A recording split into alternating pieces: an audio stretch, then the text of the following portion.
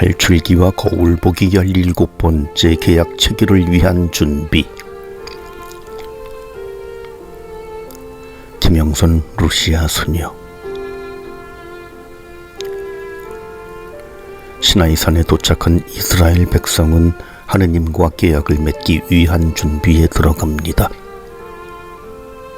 하느님의 신현을 맡기 위해 그들은 사흘 동안 자신을 성결하게 하고 옷을 빨아입고 성적 금욕을 실천합니다. 또한 절대적으로 거룩하신 하느님께서 시나이산에 임하실 것이기 때문에 그들은 하느님의 거룩하심을 침범하지 않도록 산 근처에 접근하는 것이 금지되었습니다. 이토록 엄정한 준비가 필요한 이유는 하느님의 거룩하심 때문이기도 하지만 시나이 계약을 통해 그들의 신원이 변화되기 때문이기도 합니다. 일단 계약을 맺고 나면 그들은 계약의 백성이 됩니다. 계약의 백성이 된다는 것은 하느님과 계약을 맺은 백성답게 살아야 한다는 것을 의미합니다. 그러므로 이스라엘 백성은 계약을 준비하면서 이 계약이 요구하는 것이 무엇인지 분명히 알 필요가 있습니다. 이스라엘 백성이 준비를 시작한 지 사흘째 되는 날 아침, 그들은 하느님의 신현을 목격하였습니다. 하느님의 모습을 직접 본 것은 아닙니다.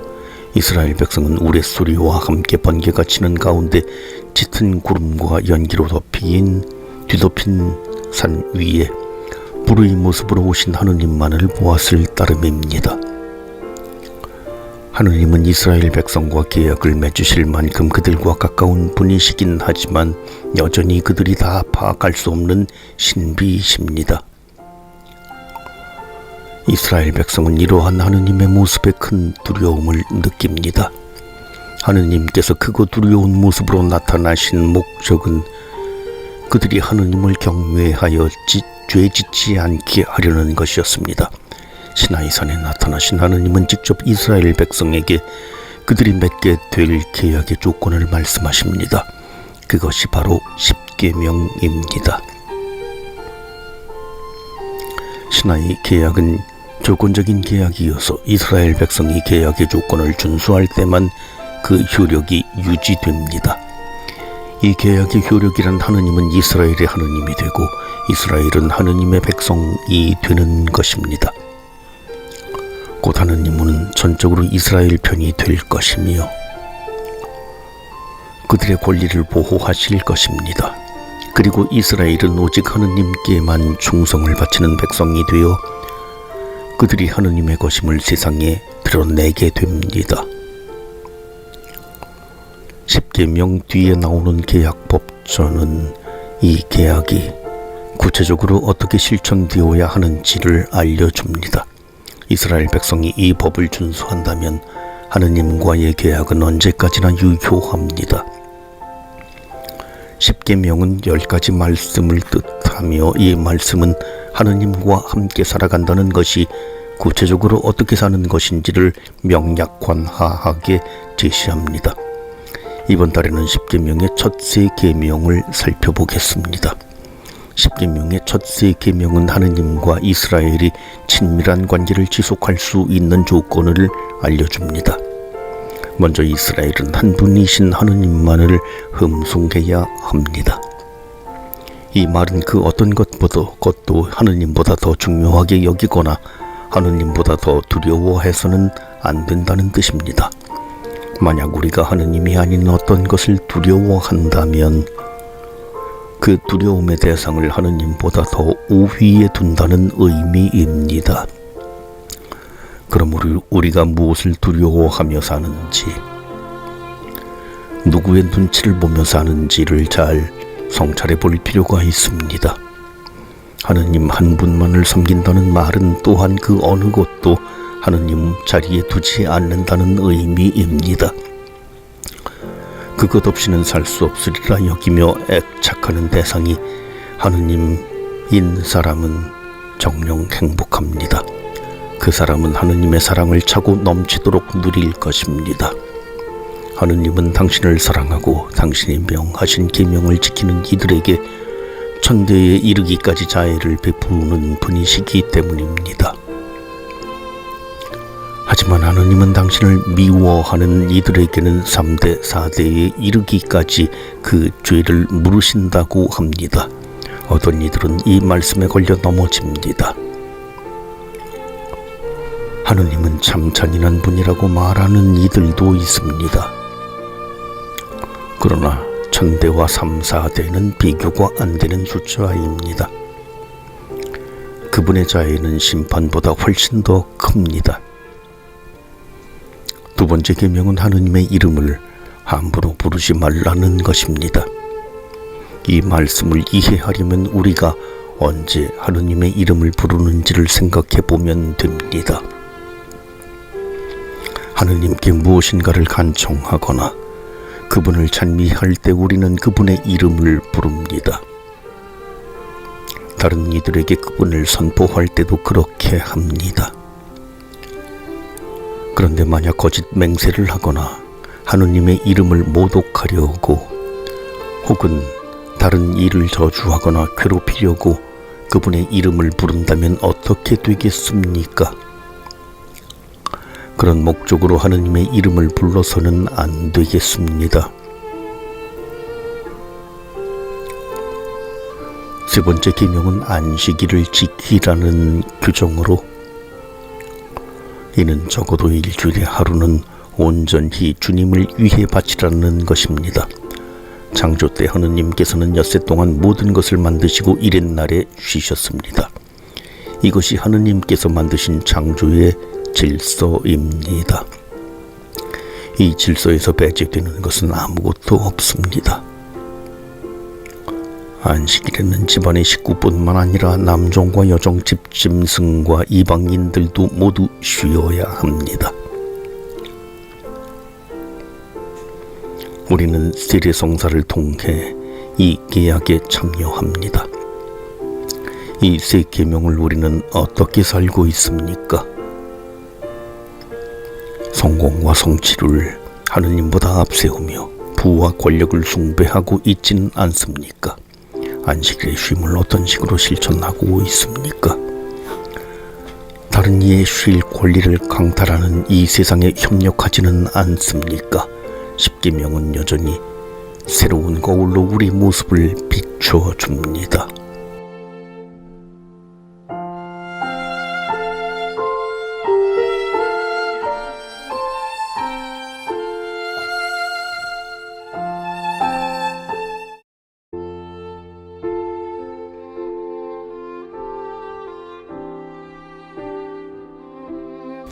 탈출기와 거울보기 18번째 옛 계약의 표시와 새로운 계약의 표시. 김영선 루시아 소녀. 이스라엘 백성이 시나이산 기슭에서 하느님과 맺은 계약은 조건이 딸린 계약입니다. 계약의 조건은 십계명과 계약 법전에 명시되어 있습니다. 지난 후에 우리는 십계명 가운데 첫 세 계명을 살펴보았습니다. 첫 세 계명이 하느님과 관계를 지속하기 위해 이스라엘이 어떻게 살아가야 하는지를 규정한다면 나머지 7계명은 이 계약이 이스라엘 백성의 공동체 안에서 어떻게 실천되어야 하는지를 알려줍니다. 넷째 계명은 아버지와 어머니를 공경하여라입니다. 부모 공경은 지혜 문학에서도 아주 중요한 가치로 다루어지는데 그 가르침에 따르면 부모 공경이란 부모의 가르침과 교훈에 귀 기울이고 그것을 실천하는 것, 부모가 주는 견책을 달게 받고 그에 따라 자신의 삶과 태도를 바꾸는 것, 생명을 주신 부모의 은혜를 잊지 않는 것, 부모에 대한 자녀의 의무를 다하는 것입니다. 부모에 대한 의무란 말과 행동으로 부모를 공경하되 상전처럼 섬길 것, 연로하신 부모를 젊었을 때와 똑같이 존경하고 설사 지각을 잃게 되더라도 업신여기지 않고 인내심을 가지고 보살피는 것입니다. 지혜문학에서는 부모를 공경하는 이는 죄를 용서받고 장수를 누리게 된다고 말합니다. 이처럼 부모 공경을 강조한 이유는 부모와 자식의 관계가 사회를 유지하는 가장 중요한 질서 가운데 하나였기 때문입니다. 그래서 말라키 예언자는 엘리야 예언자가 다시 와서 메시아 시대를 준비할 때 그가 할 중요한 일 중 하나가 부모의 마음을 자녀에게 돌리고 자녀의 마음을 부모에게 돌리는 것이라고 선포합니다. 다섯째 계명은 살인해서는 안 된다입니다. 예수님은 이 계명을 설명하시면서 자기 형제에게 성을 내고 바보나 멍청이라고 말하는 것이 살인하는 것과 같다고 말씀하십니다. 나와 함께 사는 이들을 존중하지 않고 함부로 대하며 무시하는 행위가 곧 그 사람을 죽이는 행위가 될 수 있기 때문입니다. 여섯째 계명은 간음해서는 안 된다입니다.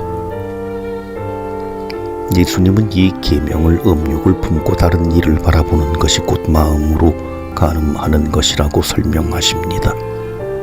내가 마주하는 사람은 누구나 그만의 과거와 현재가 존재하고 미래의 꿈도 품은 한마디 말로는 결코 다 설명할 수 없는 신비스러운 존재입니다. 그런 그의 본질적 측면은 보지 않고 그의 얼굴이나 몸 등 신체의 일부만을 보고 평가한다면 그것은 결국 그의 전 존재를 잔인하게 축소하는 일이 됩니다. 이것이 간음이 가져올 두려운 결과입니다. 그 누구도 자기 욕구의 대상으로 축소해서는 안 됩니다. 일곱째 계명은 도둑질해서는 안 된다입니다.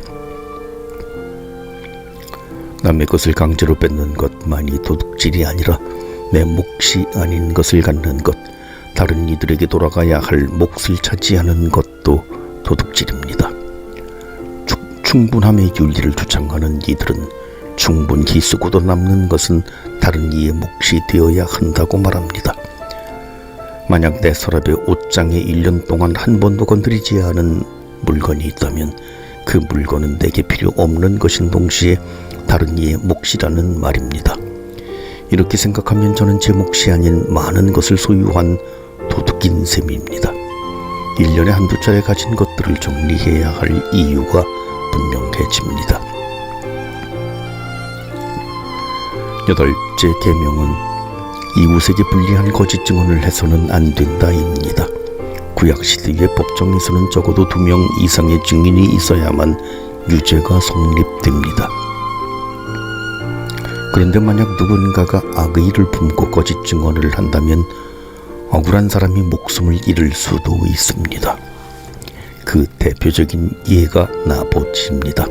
나봇은 그가 하느님과 임금을 저주하였다고 증언한 2 불량배 때문에 돌에 맞아 죽습니다.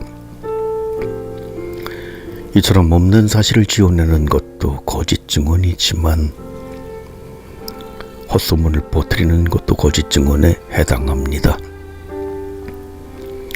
증언을 회피하는 것도 마찬가지입니다. 말도 많고 탈도 많은 요즘 나의 말이 사람을 살리는지 아닌지를 진지하게 숙고하며 침묵은 금이라는 금언을 더욱더 되새겨야 하겠습니다. 탈출기의 마지막 계명은 이웃의 집을 탐내서는 안 된다인데 이웃의 집, 곧 이웃의 소유에는 이웃의 아내, 남종이나 여종, 소나 나귀 등이 포함됩니다. 신명기 5장 21절은 이 구절을 이웃의 아내를 탐내지 말라는 계명과 이웃의 재산을 탐내지 말라는 계명으로 분리합니다. 즉 이웃의 아내는 이웃의 재산에 포함되지 않는 독립적인 범주입니다. 가톨릭 교회는 신명기 10계명을 따르고 있습니다. 9제와 10제 계명 모두에서 사용되는 히브리어 탐레다 하마드는 어떤 것을 차지하고 싶은 욕심을 품는 것에 그치지 않고 그것을 얻고자 구체적으로 궁리한다는 의미입니다. 지 아무리 아름답고 귀한 것이라도 부당한 수단으로 얻으면 흠이 생기기 마련입니다. 그 흠은 그것을 소유한 이의 마음을 어둡게 하고 삐뚤어지게 합니다. 십계명의 모든 명령은 한 사회가 적절하게 유지되는데 꼭 필요한 규정들입니다. 하느님은 이 10가지 말씀을 돌판에 새겨 이스라엘 백성에게 주셨고 이 돌판은 그들에게 하느님과 맺은 계약을 상기시켜 줍니다.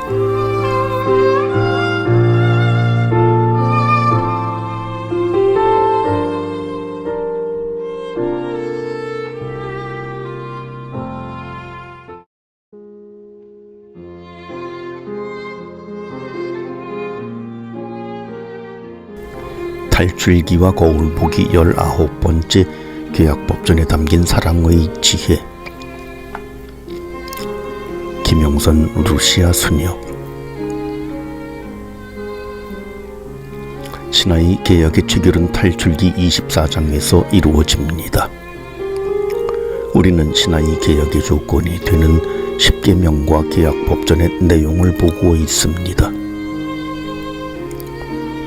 십계명에 이어 나오는 계약법전은 하느님의 음성을 직접 듣는 것을 두려워한 이스라엘 백성의 요청에 따라 하느님께서 모세에게 하신 말씀입니다. 계약법전이라는 제목은 계약의 책에서 나온 말로 이 책의 내용이 법이기 때문에 학자들이 그렇게 부른 것입니다. 모세는 이 죄악을 계약 예식 중에 백성에게 읽어줍니다. 오경에는 계약법전 외에도 사제계법전, 레위기와 민수기에서 나오는 사제와 연관된 법들, 신명기 법전 그리고 성화법전이 있습니다. 이 법전들을 비교해 보면 노예 해방이나 안식년, 축제일에 관한 규정 등 동일한 규정에 대한 세부 설명에서 차이가 있음을 알 수 있습니다. 이 법전들이 형성된 역사적 사회적 배경이 다르기 때문입니다. 그러므로 율법을 성실히 지키려고 한다면 오경에 나오는 규정들 간의 차이를 어떻게 이해하고 적용할 것인가 하는 중요한 문제와 맞닥뜨리게 됩니다.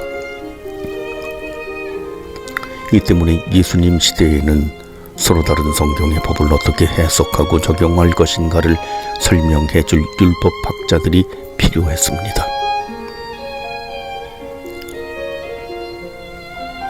비록 친절한 율법학자는 없지만 위대한 스승이신 성령의 도우심에 의지하여 시나이 계약의 조건이 되는 계약법전의 내용을 살펴보겠습니다. 우선 법전의 순서를 살펴보면 먼저 하느님과 이스라엘 백성 사이의 관계에 대해 다루는 우상 숭배와 제단에 관한 법이 언급되고 이어서 민법과 형법에 해당되는 일련의 규정들이 소개됩니다.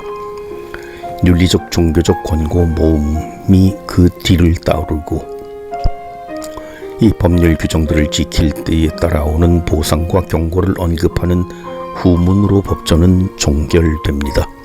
그런데 이 법전은 완전하고 체계적인 법전은 아닙니다.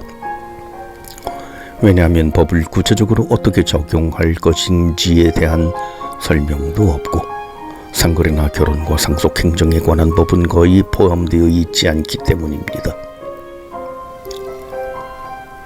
따라서 탈출기 안에 계약법전을 포함시키는 저자는 이스라엘의 고대 법전을 소개하는데 그 목적이 있었다기보다는 이스라엘 백성에게 정의와 종교에 대한 이상적인 원칙을 제시하기 위하여 특정한 법을 선택하여 소개했다고 볼 수 있습니다.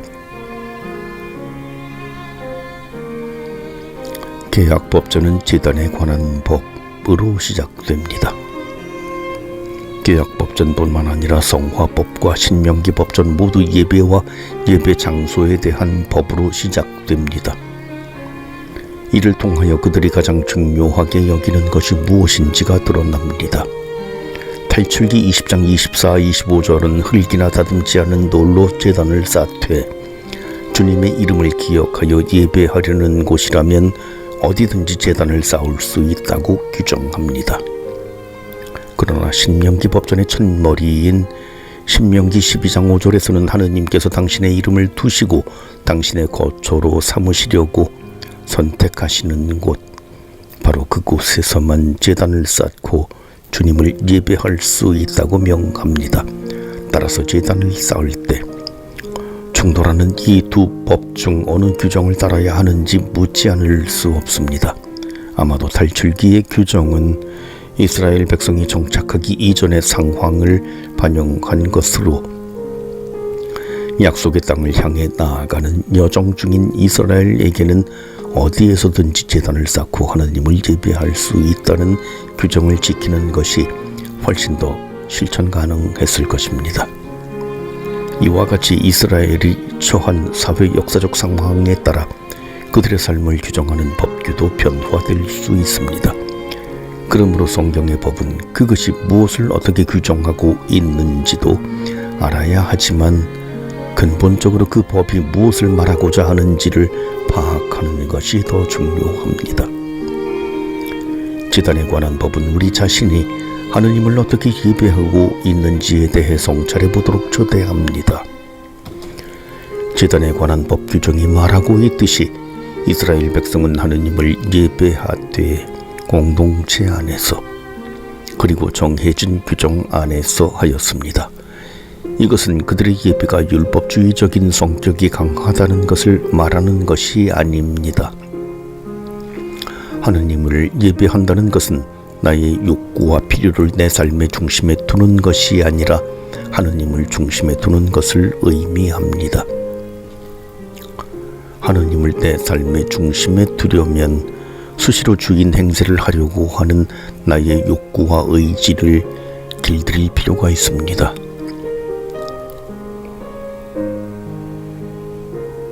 이어지는 법은 노예 해방에 관한 법으로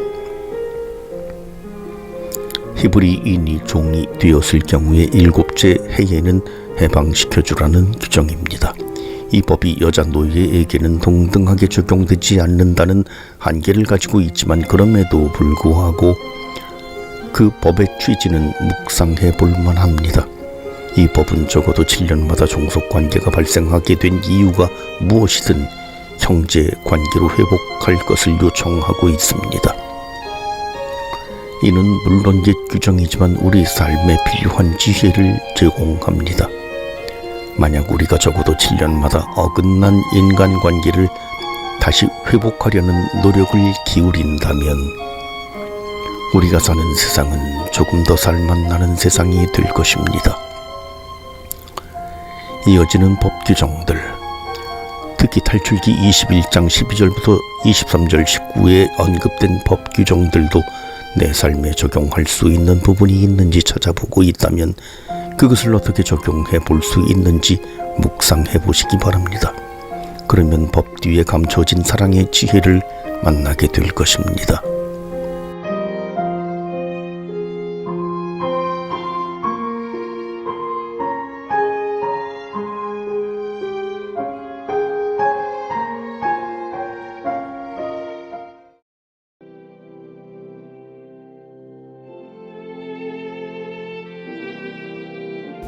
탈출기와 거울 보기 20번째, 진실한 예배와 진실한 관계. 김용선 루시아 수녀. 계약법전은 우상숭배와 제단에 관한 법, 민법과 형법에 해당되는 일련의 규정들 그리고 윤리적 종교적 권고 모음과 후문으로 구성되어 있습니다. 이번 달에는 윤리적 종교적 권고 모음에 해당하는 법들을 살펴보겠습니다. 이 부분은 공동체에 관한 규정과 하느님에 관한 규정이 교차적으로 배치되어 있는데 약자보호법과 정의 실현에 관한 법이 공동체에 관한 규정이라면 하느님을 섬기는 법과 안식년과 안식일 3대 축제에 관한 법은 하느님에 관한 규정이라 할 수 있습니다. 먼저 공동체에 관한 규정부터 살펴보겠습니다. 이 법에는 당시 사람들이 공동체를 유지하기 위하여 중요하게 여겼던 가치들이 담겨 있습니다. 먼저 약자보호법의 규정에는 이방인, 과부, 고아와 가난한 이들에 대한 관심이 나타납니다. 이들은 모두 그 사회에서 스스로의 권리를 지켜낼 수 없는 약자였습니다. 약자보호법은 이 약자들을 어떻게 보호할지, 또 왜 보호해야 하는지에 대해 설명합니다. 첫째, 그들과 함께 살아가는 이방인들을 억압하거나 학대하지 말라고 규정하는데, 그 이유는 이스라엘 백성도 이집트 땅에서 이방인으로 살았고, 따라서 이방인이 겪을 수밖에 없는 불이익과 결핍을 누구보다 잘 알고 있기 때문입니다. 둘째는 아무도 보호해줄 이가 없는 고아와 과부를 억누르지 말라고 하는데, 그들이 하느님께 부르짖으면 고아와 과부들의 아버지이신 하느님께서 그들을 대신하여 복수하실 것이라고 말합니다. 셋째는 가난한 이들에게 이자를 물리거나 채권자 행세를 하지 말라는 것입니다. 그리고 만약 그들의 겉옷을 담보로 잡았으면 해지기 전에 돌려주라고 규정합니다. 하느님께서는 이들의 부르짖음을 외면하지 않으실 것이기 때문입니다. 약자보호법은 이런 규정들을 통하여 공동체가 건강하게 유지되려면 공동체 안에서 가장 약한 이들의 삶을 보호하는 장치가 마련되어야 한다는 사실을 가르쳐줍니다. 한 사회나 국가의 건강도 마찬가지입니다. 가장 약하고 소외된 이들의 삶을 보장하는 장치를 적극적으로 마련할 때 비로소 그 사회나 국가는 진정한 안정을 누리게 될 것입니다. 약자보호법은 또한 하느님의 시선이 어디를 향하고 있는지를 분명하게 보여줍니다. 하느님은 가난하고 소외된 이들의 울부짖음을 외면하지 못하는 분이십니다. 정의 실현에 관한 법 역시 공동체의 삶을 위한 규정입니다. 이 법은 무엇보다 관계에서 정의를 요구하는데, 관계 정의는 진실의 바탕을 둘 때에만 가능합니다. 따라서 이 법은 다양한 차원의 사실 왜곡을 금지합니다. 첫째, 있지도 않은 사실을 유포하거나 주장하는 것을 금지합니다. 따라서 헛소문을 퍼뜨리거나 거짓 증언을 하는 것, 사수를 따라 정의를 왜곡하는 것이 금지되는데, 이는 모두 누군가의 생명을 해치는 두려운 결과를 낳기 때문입니다. 둘째, 뇌물 때문에 사실을 왜곡하는 일이 없어야 한다고 규정합니다. 그래서 뇌물을 받고 정의를 왜곡하거나 가난한 이들의 권리를 박탈하는 일이 있어서도 안 된다고 명합니다. 부자라고 편들거나 가난하다고 편들지도 말며, 편파적인 재판으로 법적 정의를 왜곡하지 말라고 합니다.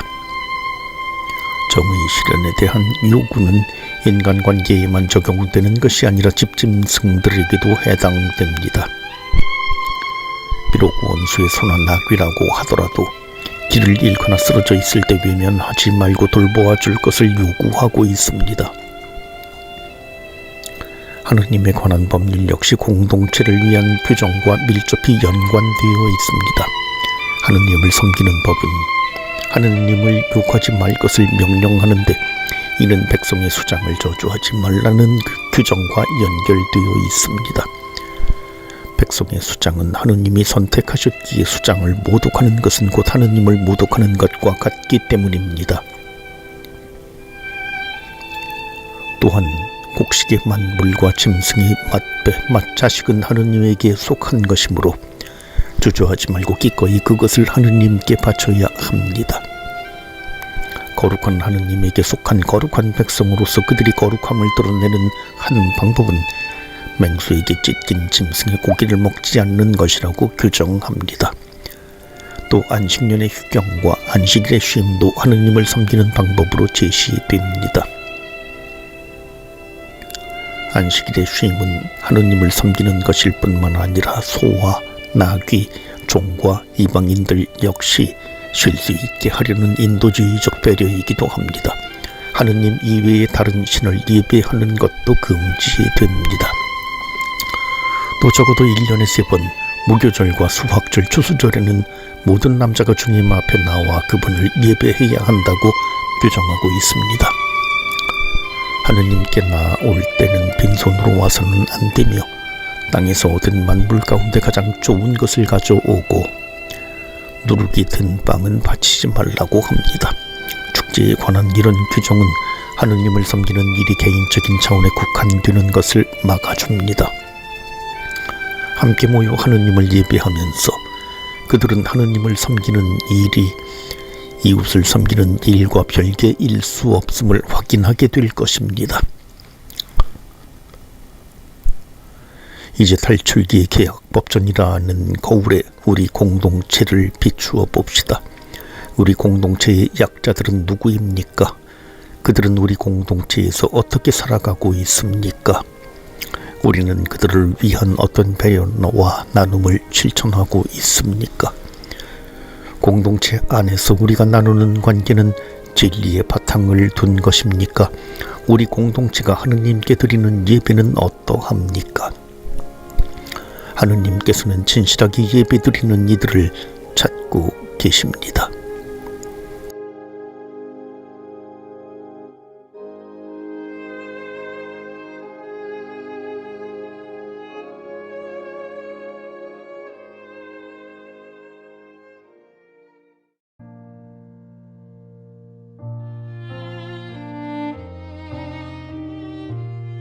탈출기와 거울 보기 21번째 계약의 혜택.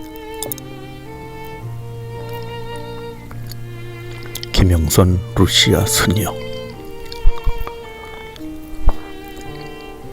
이스라엘 백성이 시나이산에 이르렀을 때 하느님께서는 그들과 맺을 계약을 제안하셨습니다. 이 계약은 탈출기 24장에 이르러 체결됩니다. 계약이 비준되기에 앞서 이스라엘 백성은 계약이 내포하는 내용이 무엇인지를 충분히 숙지할 필요가 있었습니다. 바로 이 때문에 이스라엘의 새로운 정체성에 맞가진 삶에 대한 규정이 담긴 십계명과 계약 법전이 소개되었습니다. 우리는 그동안 십계명과 계약 법전에 선포된 내용을 묵상해 보았습니다. 계약 법전을 종결짓는 후문은 이스라엘 백성이 계약의 내용을 준수할 때 주어질 축복을 간략히 열거하고 그 규정을 준수하지 않을 때 일어날 불행한 결과에 대해 경고합니다. 먼저 이 후문에는 하느님께서 이스라엘 백성을 위하여 무엇을 하실 것인지가 언급됩니다. 하느님께서는 이스라엘 백성 앞에 천사를 보내시어 약속의 땅에 이르는 길을 안내하게 할 것이며, 또한 이방인들에게 주님에 대한 공포와 말벌을 보내심으로써 이스라엘 백성이 약속의 땅을 차지하게 해주겠다고 약속하십니다. 뿐만 아니라 만약 이스라엘 백성이 천사의 말에 순종하고 하느님이 주신 규정을 준수하기만 한다면 질병과 유산, 불임이 그들 가운데는 없을 것이며 넉넉히 먹고 마시며 장수를 누리게 해주겠다고 하십니다. 그런데 만약 그들이 이방 민족들의 신들과 계약을 맺고 이방인들을 그 땅에 머물게 하며 그들의 신들을 섬긴다면 그 이방 민족들이 그들에게 덫이 될 것이라고 경고하십니다. 모세는 하느님이 이 모든 말씀을 이스라엘 백성에게 전하였고 그들은 주님께서 하신 모든 말씀을 실행하겠습니다 하고 응답합니다. 이로써 계약은 체결됩니다. 시나이 계약의 비준에 대해 들려주는 탈출기 24장은 사실은 서로 다른 세 전승이 결합된 것입니다. 하느님과 이스라엘 백성이 시나이 산에서 맺은 계약을 비준하는 표지가 전승에 따라 식사 혹은 피 또는 증언판으로 다르게 설명됩니다. 한 전승에 쓰는 모세와 아론, 나답과 아비후 그리고 원로 70명이 산에 올라가 하느님을 뵙고 식사를 함으로써 계약이 체결됩니다. 다른 전승에서는 모세가 산기슭에 제단을 쌓고 기념기둥 12를 세운 후 이스라엘의 젊은이들로 하여금 주님께 번제물과 진교 제물을 바치게 합니다. 그리고 짐승의 피의 절반을 제단에 뿌린 후 계약의 책을 백성에게 읽어주자 백성 모두가 주님께서 말씀하신 모든 것을 실행하게 하고 따르겠다고 응답합니다. 이에 모세가 나머지 피를 백성에게 뿌리면서 이는 주님께서 이 모든 말씀대로 너희와 맺으신 계약의 피다 라고 말함으로써 계약은 비준되었습니다. 또 다른 전승에서는 모세와 여호수아만이 하느님의 산으로 올라갔고 모세가 구름 덮인 산속에서 40일을 보낸 후 하느님께서 쓰신 돌로 된 증언판을 받아 옴으로써 계약이 체결됩니다. 모세가 증언판을 받아 산에서 내려오기까지 그가 하느님으로부터 들은 말씀은 탈출기 25장부터 31장에서 소개되는데 이는 모두 성막의 건설과 성막에서 사용될 기물의 제작에 관한 말씀입니다. 그리고 탈출기 35, 40장은 이스라엘 백성이 하느님께서 모세를 통하여 말씀하신 그대로 성막을 건설하였다는 보고입니다. 왜 탈출기의 저자는 성막의 건설과 관련하여 이토록 많은 장을 할애하는 것일까요? 탈출기 35, 40장은 이미 소개된 탈출기 25, 31장의 말씀을 거의 반복하는 듯합니다. 모세는 하느님께서 지시한 그대로 성막을 만들었다고 한마디만 하면 될 것을 왜 성경 저자는 지루해 보일 정도의 반복을 마다하지 않는 것일까요? 그것은 바로 시나이 계약이 주는 혜택이 하느님의 현존이기 때문입니다. 시나이 계약의 결과로 이제 하느님께서는 백성 가운데 계실 것입니다. 하느님의 현존은 이스라엘 백성이 누리게 될 모든 축복의 원천이 될 것입니다.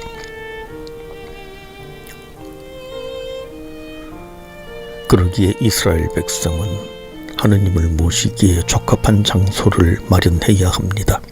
거룩하신 하느님께서는 아무 곳에나 계실 수 없기 때문입니다.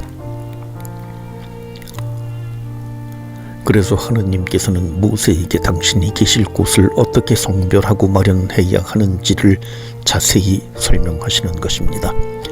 우리는 다음 달에 이스라엘 백성이 하느님의 현존을 모시기에 적합한 장소를 어떻게 마련하는지 좀 더 자세히 살펴볼 것입니다. 그에 앞서 이스라엘이 시나이산에서 하느님과 맺은 계약을 거울 삼아 우리 자신이 하느님과 맺은 계약을 돌아볼 필요가 있습니다. 우리 역시 세례성사를 통하여 하느님과 계약을 맺었습니다. 계약에 대해 성찰할 때 우리는 자주 계약에 따라오는 의무를 떠올립니다. 하지만 이번에는 계약에 따라오는 혜택이 무엇인지를 한번 돌아보았으면 합니다.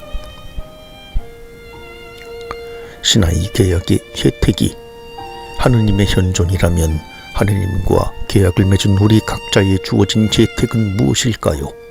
어떤 은총이 주어졌습니까? 이 계약 덕분에 누리게 된 축복은 무엇입니까?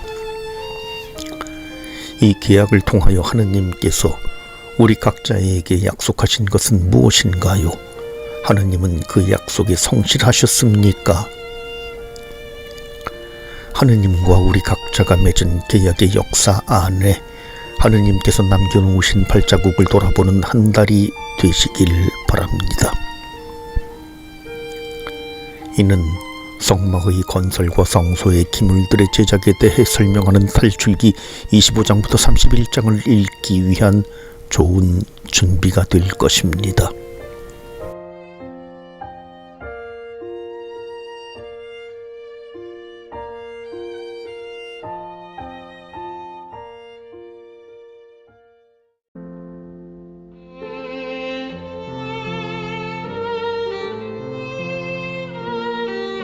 탈출기와 거울 보기 22번째 성막의 지성소와 우리 마음의 지성소. 김영선 루시아 스녀. 탈출기 24장 12절에서 하느님께서는 모세에게 율법과 계명을 기록한 돌판을 주시겠다며 시나이산으로 올라오라고 말씀하셨습니다. 그런데 하느님이 직접 쓰신 두 증언판이 모세에게 주어진 것은 탈출기 31장 18절에서입니다. 이 두 사건 사이에는 40일의 간격이 있는데 오늘 우리가 묵상하게 될 탈출기 25, 31장의 말씀은 바로 그 40일간 하느님께서 모세에게 하신 말씀입니다. 모세는 이 모든 말씀을 듣고 증언판을 들고 시나이산에서 내려옵니다. 이때 모세가 들었던 말씀은 모두 성막 건설과 성소 기물의 제작에 관한 것이었습니다. 시나이 개혁의 혜택으로 이제 하느님께서 그들 가운데 현존하실 것이므로 이스라엘은 하느님을 모시기 위한 장소를 준비해야 합니다. 그런데 하느님은 거룩한 분이시므로 그분을 모실 장소는 그분께 합당한 정결한 장소가 되어야 합니다. 합당함의 근거는 오직 하느님으로부터만 올 수 있습니다. 그래서 이스라엘은 하느님께서 모세를 통하여 보여주신 바로 그 모형에 따라 성막과 그 성막에서 사용될 모든 기물을 제작할 것입니다. 우선 하느님께서 현존하실 거룩한 장소는 보통의 장소들과 구분될 필요가 있습니다. 그래서 거룩한 장소임을 표시하는 성막이 지어질 것이며 이 성막은 그 거룩함을 보호하는 성막들로 둘러싸이게 됩니다. 성막들의 남쪽과 북쪽에 각각 기둥 20개씩을 세우고 서쪽에는 기둥 10개 그리고 동쪽에는 입구가 있어야 하기 때문에 입구 양쪽으로 각각 기둥 3개를 세웁니다. 이 기둥들의 휘장을 둘러침으로써 바깥 세상과 성소는 구분됩니다. 성막은 나무 기둥을 세우고 그것을 카루비 수놓인 폭넓은 천으로 두르고 4겹의 덮개를 덮음으로써 완성됩니다. 성막은 성소와 지성소로 이루어졌고 성소와 지성소 사이에는 거룩들이 수놓인 휘장이 쳐져 있습니다. 성소가 사제들만이 들어갈 수 있는 장소라면 지성소는 가장 거룩한 장소로 대사제만이 1년에 한 번 들어갈 수 있는 장소입니다. 이처럼 성막 성전은 나중에 지어질 솔로몬 성전과 마찬가지로 늘 지성소의 상분 구조로 되어 있습니다. 성막이 세워지면 성소의 가장 안쪽인 지성소에는 계약의 궤가 놓입니다. 계약의 궤는 아카시아 나무의 순금을 안팎으로 입혀 만듭니다. 이 궤는 길이가 1.25m, 너비와 높이가 0.75m인 상자로 4귀퉁이의 고리가 있어서 2개의 채를 이 고리에 끼워 이동할 수 있습니다. 순금으로 만든 이 상자의 덮개를 속죄판이라고 부릅니다. 대사제는 1년에 한 번 대속죄일에 속죄 제물로 바친 짐승의 피를 속죄판에 바르는데 이로써 성소를 정화합니다. 속죄판의 양끝에 금으로 된 거룹 둘을 만드는데 이 거룹들의 날개에는 속죄판을 덮을 수 있도록 서로 맞닿아 있고 거룹들의 얼굴은 속죄판을 향하여 숙여져 있습니다. 이 거룹들 위에 하느님이 현존하십니다. 그래서 성경의 거룹들 위에 좌정하시는 하느님이라는 호칭이 나타나게 됩니다. 거룹은 일종의 합성동물로서 임금이나 신의 옥좌를 수호하는 문지기 역할을 합니다. 이집트의 스핑크스도 이런 거룹의 일종입니다. 히브리어 거룹의 복수형이 케루빔입니다. 개혁의 궤 안에는 하느님께서 주실 증언판이 보관됩니다. 고대 근동의 신전에서는 신전의 가장 안쪽에 신상이 놓이는데 이스라엘의 성소 맨 안쪽 곧 지성소에는 신상 대신 하느님의 말씀이 자리합니다.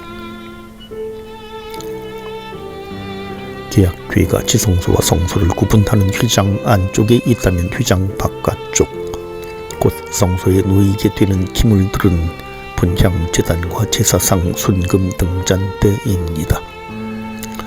분향제단은 휘장 바로 앞에 놓이며 사제는 아침 저녁으로 이곳에서 주님께 향을 피웁니다. 아카시아 나무에 순금을 입혀 만들게 된 제사상에는 하느님께 봉헌될 빵이 놓이며 이스라엘 12지파를 상징하는 12개의 빵이 차려집니다. 등잔 7개가 놓일 순금 등잔대는 사제들만이 들어갈 수 있는 성소의 어두움을 밝히기 위해 사용될 것입니다. 이때 사용되는 기름은 올리브를 찧어서 짠 순수한 기름이며 사제들은 성소의 불이 꺼지지 않도록 보살펴야 합니다. 성막의 뜰에 놓이게 될 기물은 아카시아 나무의 청농을 입혀 만든 번제제단과 사제들이 몸을 씻을 수 있도록 물을 보관하는 물 2멍입니다. 이 거룩한 장소에서 봉사할 사제들은 특별히 성별된 의복을 입어야 합니다. 대사제는 가슴바지와 에봇, 겉옷과 수놓은 저고리, 쓰개와 허리띠를 입고 머리에는 주님께 성별된 이라는 문구가 적힌 순금으로 된 성직패를 씁니다. 일반 사제들은 아마포 저고리와 띠, 쓰개를 입습니다. 이 모든 규정은 하느님께서 현존하시는 자리의 거룩함을 보존하기 위한 장치입니다. 하느님은 부정한 장소에는 머무실 수 없으므로 이스라엘 백성은 성소의 거룩함을 보존하기 위하여 온갖 노력을 다 기울여야 했습니다. 성소가 부정해지면 하느님께서는 그곳을 떠나실 것이며 그렇게 되면 이스라엘은 하느님의 보호를 받지 못하고 멸망의 길에 들어서게 될 것이기 때문입니다. 우리는 하느님을 모시기 위하여 어떤 노력을 기울입니까? 거룩한 장소를 특별하게 의식합니까? 우리 마음의 지성소는 그분을 모시기에 합당합니까? 마음의 지성소를 주님을 모시기에 합당한 장소로 꾸며보는 그런 한 달이 되면 좋겠습니다.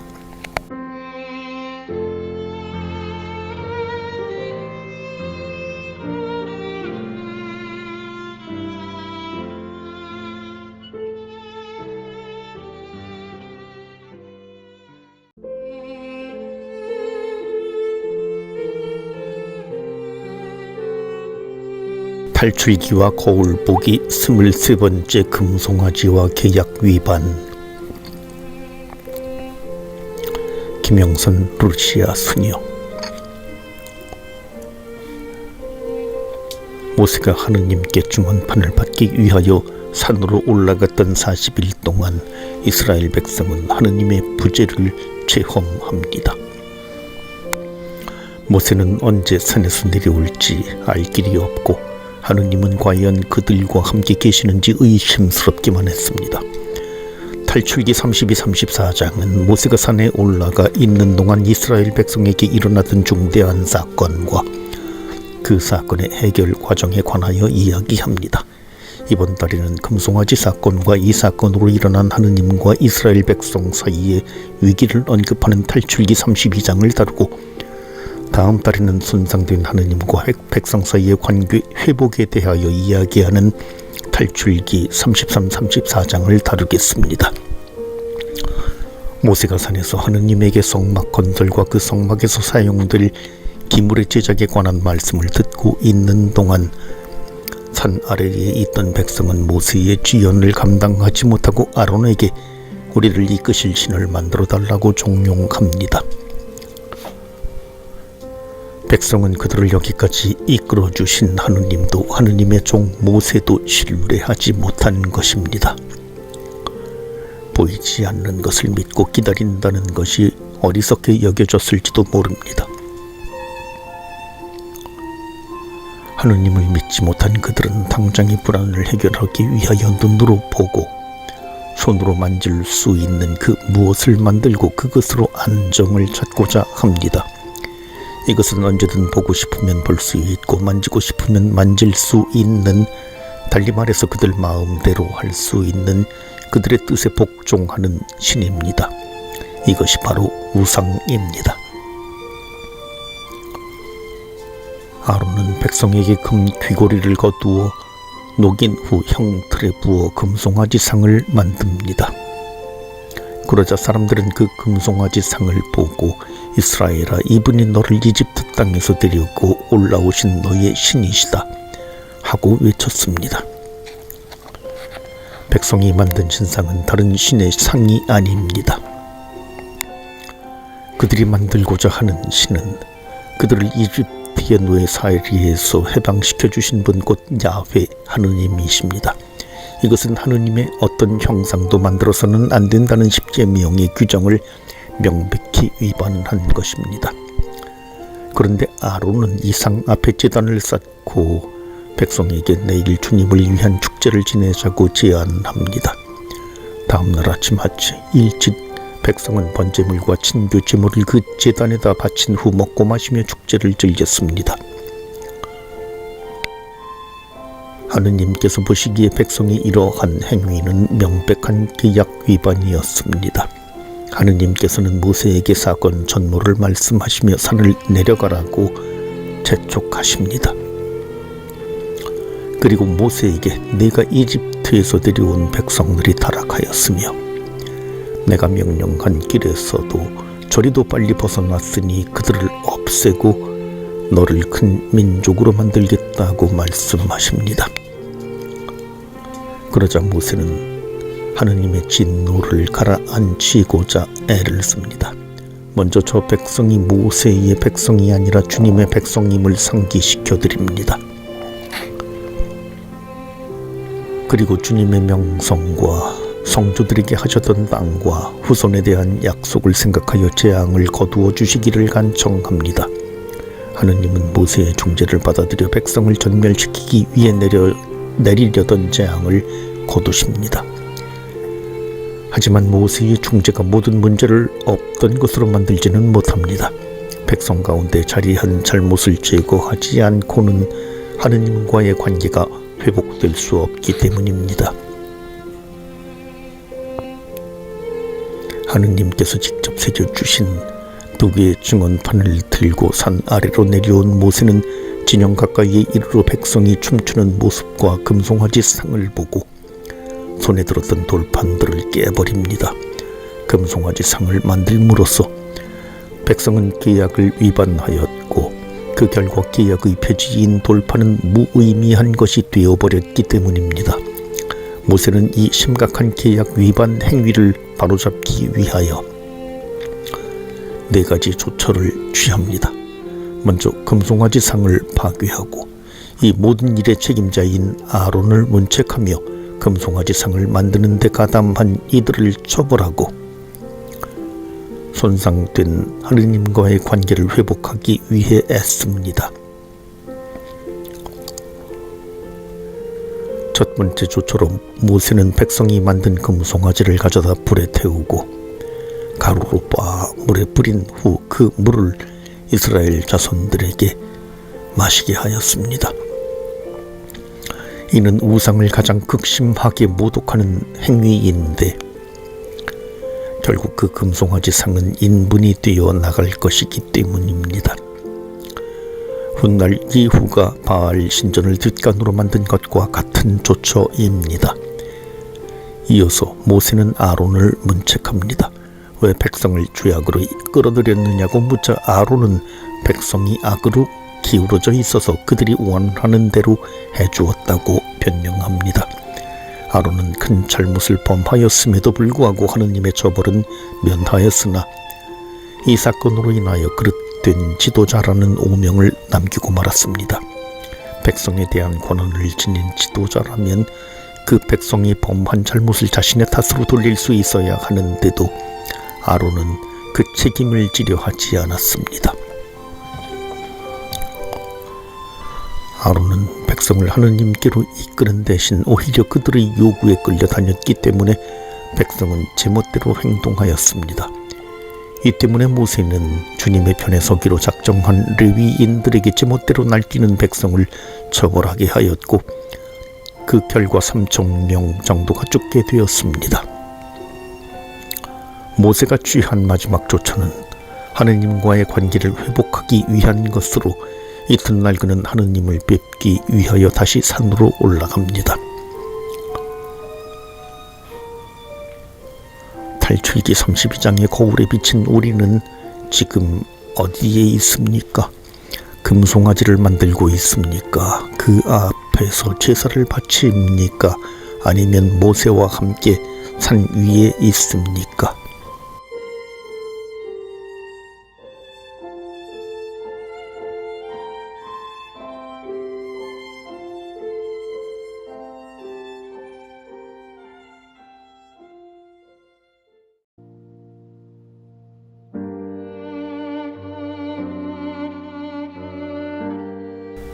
탈출기와 거울 보기 24번째 모세의 빛나는 얼굴.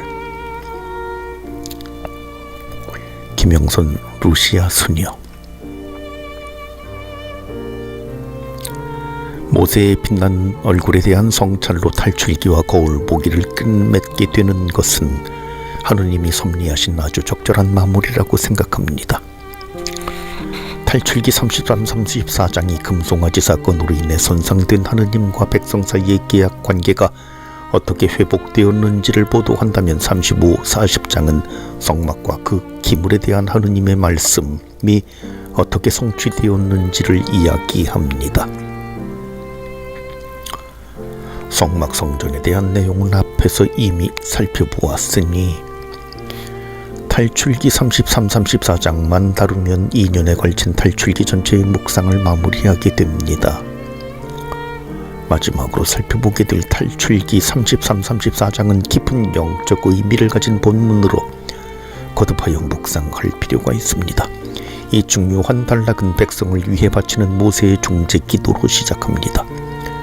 앞서 모세는 주님께 백성을 용서해 달라고 청하며 그렇지 않을 경우 자신을 주님의 책에서 지워달라고 말씀드렸습니다. 하느님께서는 오직 죄 지은 자만이 책에서 지워진다고 말씀하시며 모세에게 백성을 이끌고 약속의 땅으로 향한 여정을 계속하라고 명령하십니다. 하지만 주님은 분노로 인해 도중에 백성을 모두 없애버릴 수도 있기 때문에 그들과 함께 올라가지 않겠다고 선언하십니다. 함께 가시지 않겠다는 말씀을 듣고 하느님의 백성은 슬픔에 빠집니다. 모세는 진영 밖에 만남의 천막을 치고 다시 하느님께 기도합니다. 친구와 말하듯 모세와 얼굴을 마주하여 말씀하시는 주님의 호의에 호소하며 간절히 말씀드립니다. 제가 당신 눈에 든다면 저에게 당신의 길을 가르쳐 주십시오. 그러면 제가 당신을 알고 더욱 당신 눈에 들 수 있을 것입니다. 그러자 하느님께서는 함께 가는 것에 동의하십니다. 모세는 두 번째로 간곡하게 그들과 함께 해주시기를 주님께 청합니다. 이에 주님께서는 모세의 간청을 들어주겠다고 약속하십니다. 여기에서 우리는 모세의 간청과 기도를 눈여겨볼 필요가 있습니다. 하느님께서는 이스라엘 백성에게 약속의 땅을 주겠다고 말씀하셨고 모세에게 그들을 데리고 가라고 하셨습니다. 다만 당신은 함께 가지 않겠다고 하셨습니다. 왜 모세는 하느님의 현존을 간절히 요청한 것일까요? 약속의 땅보다 하느님의 현존이 더 중요한 것일까요? 왜 백성은 하느님께서 같이 가지 않겠다고 하실 때 슬퍼하였을까요? 모세의 간절한 중재는 하느님이 이스라엘의 행복의 원천이라는 역사를 통해 얻은 지혜를 담고 있습니다. 모세의 청원은 여기에서 한 걸음 더 나아갑니다. 그는 하느님께 당신의 영광을 보여주십시오라고 청합니다. 사랑하는 사람이 사랑하는 대상을 속속들이 알고 싶어 하듯이 모세는 하느님께 당신의 모습을 보여달라고 청합니다. 모세의 요청은 하느님과 깊이 일치하고 싶은 갈망을 드러냅니다. 모세의 요청에 대한 하느님의 응답은 거듭 묵상할 필요가 있는 중요한 말씀입니다. 하느님의 대답은 이렇게 요약할 수 있습니다.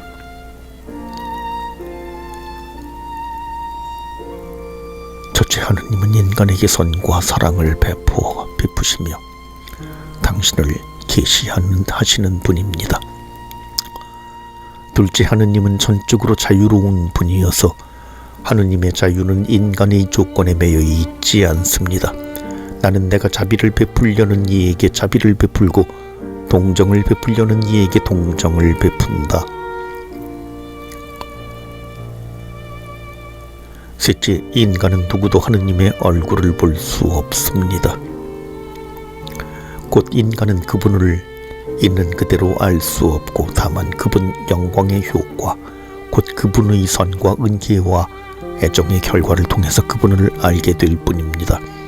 인간은 하느님의 등 뒤, 곧 그분이 지나가신 자취를 통하여 하느님을 알 수 있을 뿐 미리 그분이 무엇을 할 것인지 알지 못합니다. 하느님의 속성에 대한 이 중요한 말씀은 하느님에 대한 우리 자신의 편협한 이해를 규정하는 중요한 잣대가 됩니다. 모세의 간절한 중재를 통하여 하느님과 이스라엘 백성 사이의 계약 관계는 회복되었습니다. 그리하여 모세는 다시 시나이 산에 올라 40일간 식음을 전폐하고 계약의 말씀 곧 십계명을 판에 기록하였습니다. 그런데 탈출기 34장 11절부터 26절에 소개된 십계명은 탈출기 20장 1절부터 17절의 십계명과 달리 전례와 의식에 관한 내용이 주를 이루기 때문에 의식 십계명이라 불립니다. 모세는 이 두 개의 증언판을 들고 빛나는 얼굴로 시나이 산을 내려왔습니다. 그의 얼굴빛은 하느님과 함께한 시간의 결과였습니다. 하느님의 말씀으로 인하여 내외적으로 정화된 사람만이 입을 수 있는 빛이었습니다. 모세의 빛나는 얼굴을 거울 삼아 우리 자신의 내면을 성찰할 필요가 있습니다. 내면의 어둠과 그림자는 우리 얼굴에 그늘을 만들기 마련입니다. 하느님과 함께 머무는 침묵과 고요, 하느님의 뜻에 맞지 않은 내적인 움직임들을 하느님의 뜻에 맞게 변화하려는 한결같은 노력의 원의, 하느님께서 보여주신 길에 대한 사랑과 헌신은 우리의 그늘을 벗겨내어 본래의 빛나던 얼굴을 되찾게 합니다. 이 얼굴을 되찾기 위한 여정에 더욱 박차를 가할 것을 결심하며 이제는 역사와 함께 사라지게 될 성서와 함께가 우리의 빛나는 얼굴을 찾는 데 도움을 주었던 지난 시간들에 감사드립니다.